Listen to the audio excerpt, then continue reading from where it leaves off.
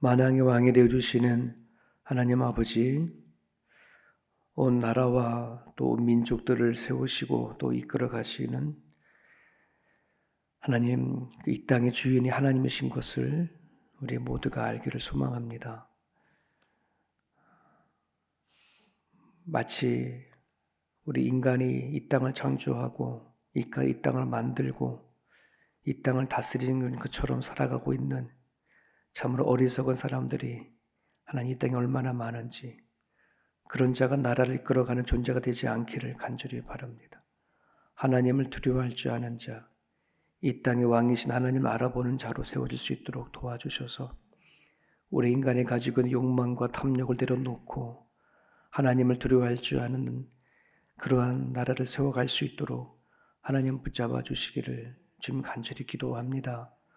누구를 위한 전쟁이고 누구를 위한 죽음인지 전혀 알지 못한 채 살아가고 있는 이 땅에 수많은 어리석은 사람들이 있습니다. 주님, 깨어 있을 수 있도록 도와주시옵시고 하나님, 속히 이 전쟁에 멈춰주게 하셔서 아버지께서 이 나라를 이끌어가시고 평화롭게 이끌어가기 원하시는 하나님의 뜻을 알게 하여 주셔서 어느 누구도 죽음의 길을 내보내지 아니하려 하시는 하나님의 마음을 헤아릴 수 있도록 하나님 붙잡아 주시기를 간절히 바랍니다. 아버지, 오늘도 우리들에게 허락해 주신 삶들이 있습니다. 주님 안에서 잘 감당해 나갈 수 있기를 원합니다. 믿는 자들을 통하여 선하신 일들을 이뤄내시고자 원하시는 하나님이 그 뜻을 알고 살아갈 수 있도록 도와주셔서 항상 우리들의 생각과 마음을 그리스도께 고정시킬 수 있는 그런 삶이 되올 수 있도록 인도하여 주옵소서. 감사하며 예수님의 이름으로 기도합니다. 아멘. 시편 107편입니다. 시편 107편.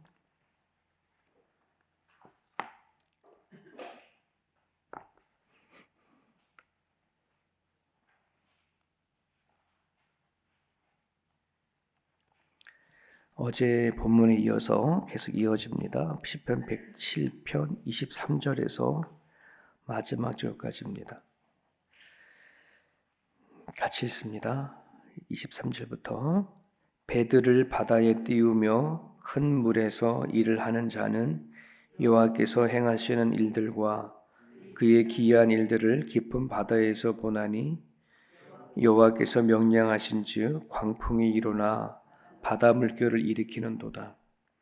그들이 하늘로 솟구쳤다가 깊은 곳으로 내려가나니 그 위험 때문에 그들의 영혼이 녹는도다. 그들이 이리저리 구르며 취한 자같이 비틀거리니 그들의 모든 지각이 혼돈 속에 빠지는도다. 이에 그들이 그들의 고통 때문에 여호와께 부르짖으매 그가 그들의 고통에서 그들을 인도하여 내시고 광풍을 고요하게 하사 물결도 잔잔하게 하시는도다. 그들이 평온으로 말미암아 기뻐하는 중에 여호와께서 그들이 바라는 항구로 인도하시는도다. 여호와의 인자하심과 인생에게 행하시는 기적으로 말미암아 그를 찬송할지로다. 백성의 모임에서 그를 높이며 장로들의 자리에서 그를 찬송할지로다.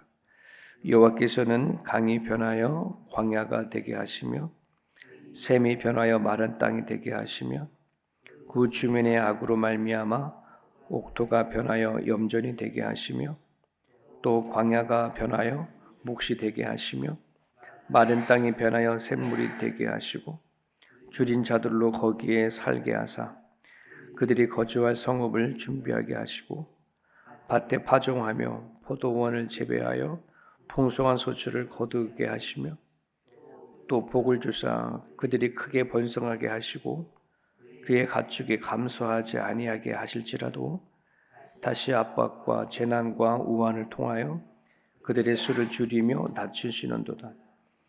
여호와께서 고관들에게는 능력을 쏟아 부으시고 길 없는 황야에서 유리하게 하시사 궁핍한 자는 그의 고통으로부터 건져주시고 그의 가족을 양떼같이 지켜주시나니 정직한 자는 보고 기뻐하며 모든 사악한 자는 자기 입을 봉하리로다. 지혜 있는 자들은 이런 일을 지켜보고 여호와의 인자하심을 깨달리로다. 아멘.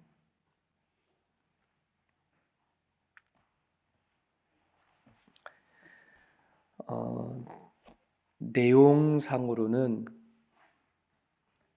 바벨론 포로 귀환 시대에 하나님을 반역했음에도 불구하고 다시 그들을 구원해 주시는 그런 배경이 이 시편 107편의 내용입니다. 북이스라엘 백성들은 이미 멸망해졌고 이제 남유다만 남아 있다가 그 나라가 바벨론에 의해서 완전히 또 멸망되어졌을 때에 그때 그 상황을 오늘 큰 풍랑을 만난 배의 이야기로 이제 비유해서 오늘 얘기를 하고 있는 부분들입니다. 그래서 여기 23절에 배들을 할 때 이 배라고 한다는 것은 이스라엘 백성들을 가리키고 그리고 바다라고 하는 이것은 그들이 살아갈 인생을 가리키죠.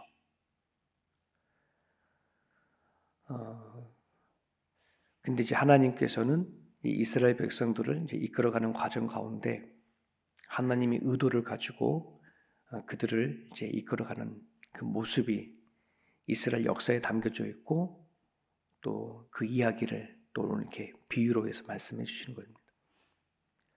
여러분 바다라고 하는 것을 우리가 인생의 비유를 한다 그러면 항상 잔잔한 바다가 있는 건 아니죠. 그죠? 풍랑이 늘 일어나는 것이 또 바다입니다. 그래서 인생이라고 하는 그 자체는 잔잔한 날도 있고 또 풍랑도 일어나는 거 이게 자연스러운 거죠. 근데 이런 자연스러움 속에 그 25절에 보면 하나님께서 명령하신즉 광풍이 일어나 바다 물결을 일으킨다. 광풍과 같은 일들이 일어납니다. 도저히 내 인생을 내가 컨트롤해낼 수 없는 그때가 찾아온다는 겁니다. 이때는 뭐 배가 얼마나 크냐 작냐 이게 아무 문제고 소용이 없어요. 배가 아무리 크다 하더라도 그 배를 이끌어 이제 조정하는 선장의 기술이 아무리 좋다 하더라도 정말 바다에 큰 풍랑이 만나게 되져 버리면 정말 오늘 여기 본문에 말씀 그 비유처럼 영혼이 녹아져 버리는 정도로 두려운 거죠. 우리 인생에는 그냥 늘 작고 큰 일들이 번갈아 오며 지나가지만 하나님의 의도에 큰 뜻이 담겨져 있는 큰 풍랑일 때가 있거든요. 그때에는 정말 다른 것을 다 내려놓고 하나님만 바라봐야 하는 그때가 있는 겁니다. 그럼 생각해 봐야 되겠죠. 왜 인생 가운데 내가 감당할 수 없는 일들이 닥쳐오는가? 네. 물론 우리 죄악 속에 살아가고 있는 이 세상 속에 여러 가지 이유도 많이 담겨져 있겠지만은 특별히 하나님과의 관계가 멀어질 때 찾아오는 그 풍랑이라는 것이 성경에는 있습니다. 믿지 아니하는 자들에게는 그걸 볼 수 있는 눈이 없어요.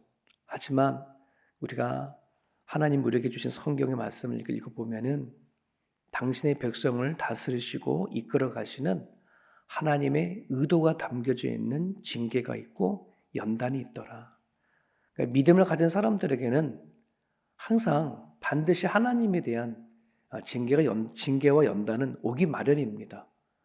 왜? 우리는 완벽한 존재가 아니잖아요. 우리가 늘 하나님 앞에 나와서 예배하고 기도하고 하나님의 뜻을 묻고 살지만 우리가 하나님이 원하고 바라는 대로 완벽하게 살아가는 사람들이 어디 있겠습니까? 그러니 우리는 살아가는 내내 하나님의 인도함을 받는 거고 다스림을 받는 거고 때로는 징계를 받고 연단을 받으면서 성장하는 거죠. 그렇게 성장하지 아니하게 되져 버리면 하나님의 옳고 그름을 분별할 수 없는 그런 삶을 살아갑니다. 언제 멈춰야 하고 언제 가야 하고 이런 것들을 하나님 안에서 알아가고 배워야죠 가야 되는데 성숙되지 않으면 말씀 가운데 깊이 하나님 뜻을 알지 못하면 멈추려 할 때 우리는 가는 꼴이 되고 가라라 하는데 멈추는 그런 인생이 찾아오거든요. 그럼 그때는 어김없이 큰 풍랑이 맞게 됩니다.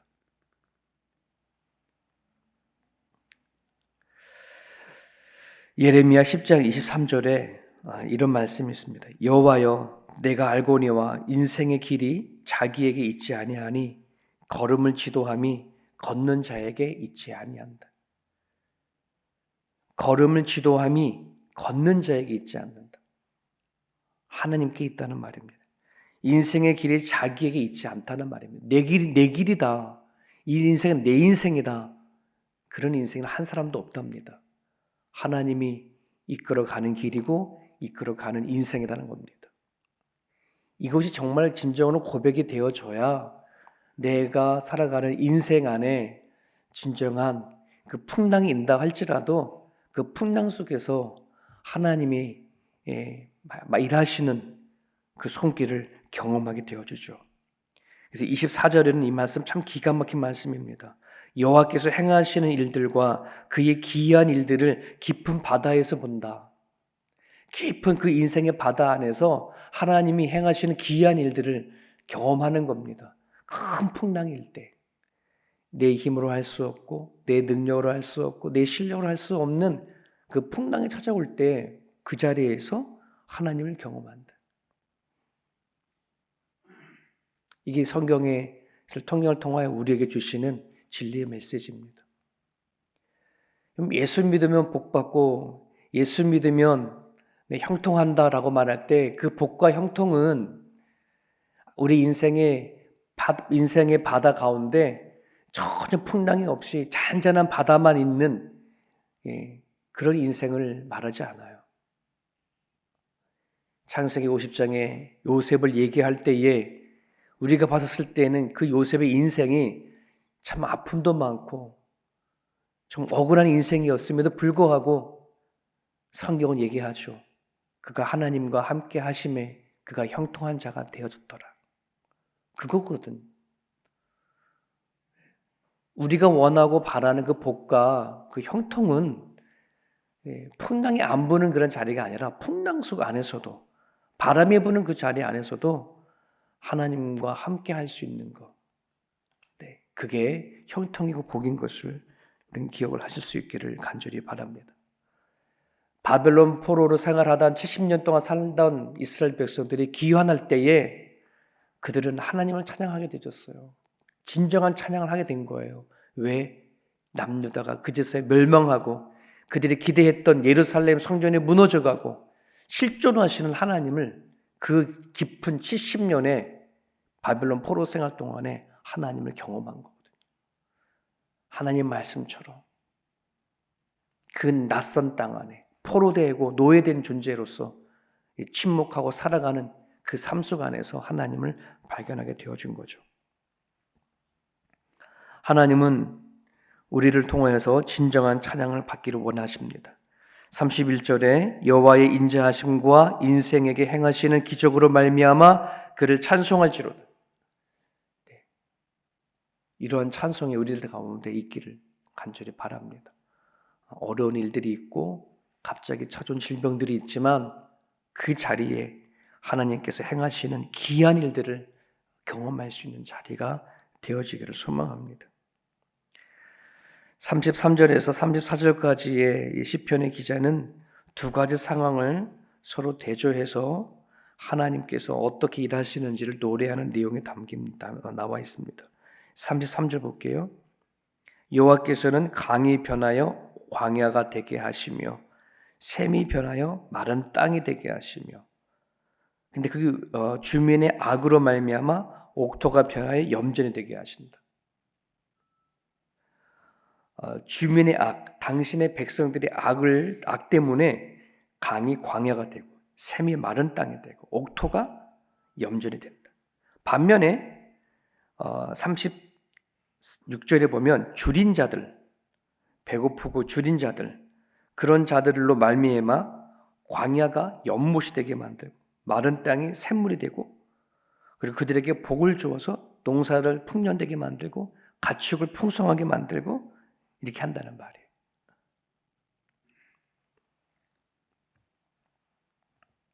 주민의 악으로 말미암아 그리고 줄인 자로 말미암아 뒷부분을 가면 40절에 가면 고관들이라는 이 사람들은 하나님의 권위를 무시한 자고 교만한 자를 일컫거든요.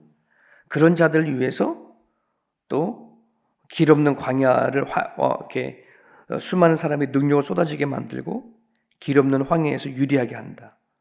그리고 궁핍한 자와 정직한 자는 하나님께서 기뻐하시고 지켜주신다. 이런 내용으로 이렇게 서로 얘기를 합니다. 결국은 인생 속에서 우리가 어떻게 살아가느냐에 따라 뭐냐면 이 하나님 은혜를 받고 은혜를 받지 못하고 하는 결정이 되어진다. 그럼 오늘 말씀 보면 자꾸 되게 하시고 뭐 이러잖아요. 광야를 샘물이 나오는 그런 풍요로운 땅이 되게 하시는 것도 하나님이시고 풍성한 물이 나오는 그 땅도 마른 광야로 만드시는 것도 하나님이시다. 하나님의 손에 달려져 있다.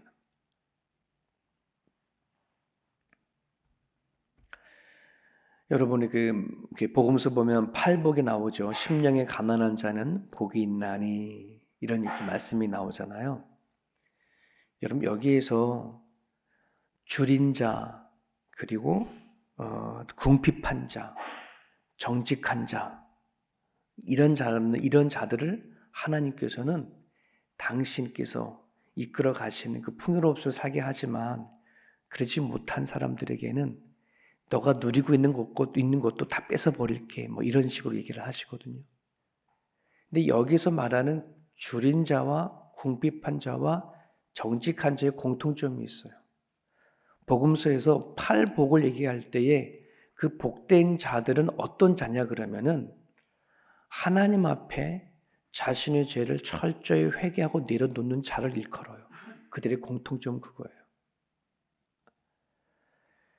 우리가 지난주에 그 요한계시록을 보면서 죄에서 해방하게 하셔서 우리를 하나님의 나라와 제사장으로 삼으셨다 이런 말씀을 드렸잖아요.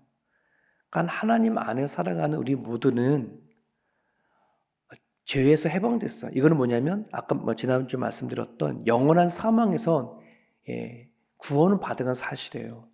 하지만 우리가 이 땅에 살아가면서 예수님 믿고 살아가는 인생이 복되려면 내 남은 삶이 하나님의 영광에 되어지는 삶이 되어지려면 우리는 이 자리에 이 살아가는 동안에 하나님이 뭘 원하시는지 뭘 싫어하는지를 분별을 해서 아닌 것에서 돌아설 수 있는 그 회개의 삶이 반드시 있어져야 된다는 거예요.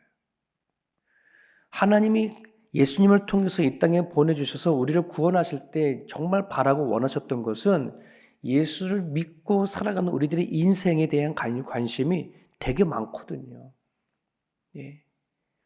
왜 이 세상 살아가는 것도 너무나 소중한 거고 또 이 세상에서 어떻게 살아가느냐 하는 것으로 인해서 영원한 구원을 받냐 그렇지 않느냐를 결정하기 때문에 그렇습니다. 여러분이 회개할 수 있는 것 하나님 앞에 아닌 건 아닌 것을 발견하고 결단하고 고쳐갈 수 있는 것 이게 큰 능력인데 여러분 이것이 어디서부터 오느냐라고 하는 문제는 하나님이 나한테 얼마나 큰 가치가 있느냐에 따라 회개할 수 있는 능력이 달라져요. 여러분 하나님의 가치는 스스로 증명해 보여줬어요. 전지전능하신 분이에요. 근데 문제는 하나님을 믿는 사람들에게는 그 가치 기준이 가치가 다 달라. 다 달라. 자기 개인이 세상과 타협하느냐 타협하지 않느냐만큼 하나님의 가치는 결정되어지거든요. 꼭 기억하셔야 돼요. 하나님은 변함없이 위대하시고 전지전능하신 분이지만 그 하나님이 나한테 어떤 가치가 되느냐 하는 것은 내가 세상의 가치, 세상과 타협하는 것만큼의 가치가 되는 거예요. 타협을 하면 하나님의 가치는 그만큼 줄어드는 거예요. 하지만 세상과 타협하지 않고 하나님을 붙잡는다면 그만큼의 가치가 내가 느껴지는 거거든요. 여러분에게는 하나님의 가치가 어느 정도 됩니까? 내 인생에 걸만한 그런 하나님이라면 내 모든 것을 다 내려놓고 하나님을 붙잡는 것만 하더라도 큰 가치가 있다면 그 사람은 회개하고 돌이킬 수 있는 능력이 있어요. 하지만 하나님에 대한 가치가 없으면 하나님께 돌아서지 않아요. 세상과 타협하고 살아가지. 내가 이 세상에서 하나님을 어떠한 하나님으로 내가 믿고 살아가느냐에 따라 내 인생은 달라질 수 있음을, 역전될 수 있음을 여러분들이 기억하셨으면 좋겠습니다. 당신의 백성들은 하나님 그렇게 인도하셨습니다. 오늘 여러분들이 오늘 말씀을 가지고 기도하실 때에 우리에게 주어진 인생을 내 힘과 내 실력을 따라 결정하지 않기를 간절히 바랍니다. 내 인생의 길을 하나님이 주관하시는 분이시고, 그리고 그 하나님을 붙잡고 기도할 때에 내 삶은 달라진다는 사실을 기억하시고 기도했으면 좋겠습니다. 세상과 타협하지 않고 하나님 앞에 정직하고 하나님께 승복할 수 있는 그런 삶이 될 수 있도록 이 아침에 기도해 주시길 바랍니다.